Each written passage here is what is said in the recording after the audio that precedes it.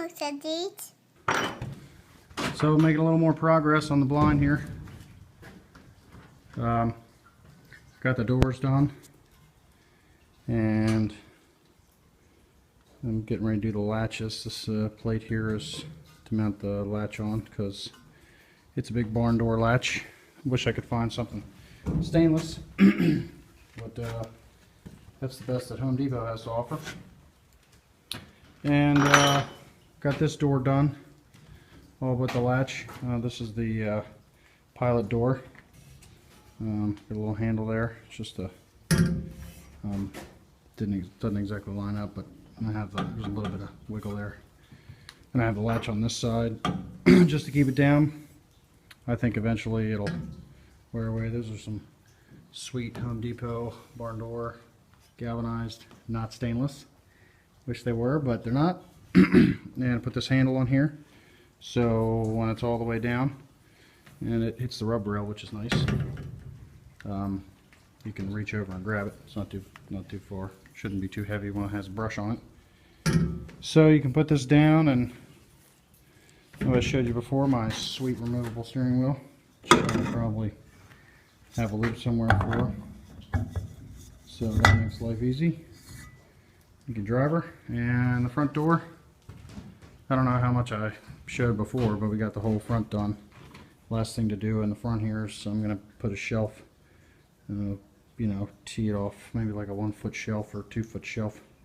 I'm going to use that expanded metal, the flat expanded metal.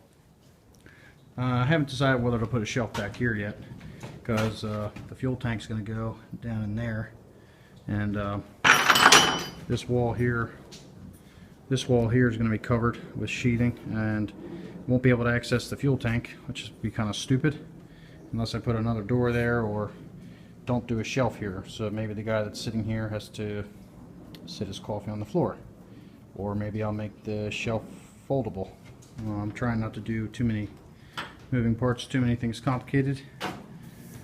And I got the front door, and originally I made the front door with double hinge in the middle, and I've since abandoned that idea because it was too hard to figure out how to latch it, and I wanted to keep it simple, and I started to get complicated, so I had to step back. And if we ever wanted to make it a double hinge, you just have to cut these couple welds that I got on here, and it'll hinge twice.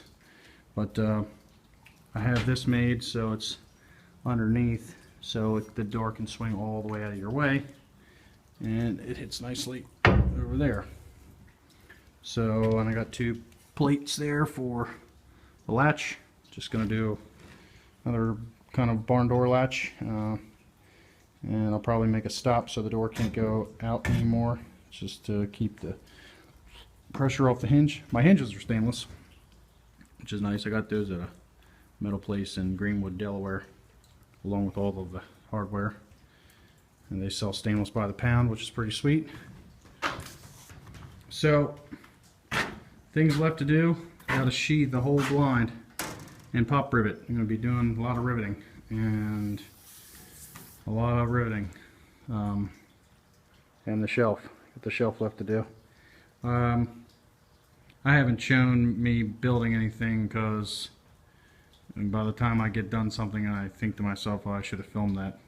So I stole most of this design from Fowler Boats, and it's turned out nice. It wasn't too complicated. We ran into a couple problems, like I'm an idiot and I didn't line this door jamb up with this door jamb, and I needed to tie them together. This piece here bolts to this one and this one, and that was to keep this side from uplifting. This side wanted to lift up because it's only bolted along the rail and then down there, so you know, it wanted to push back a good bit, which it's much tighter now.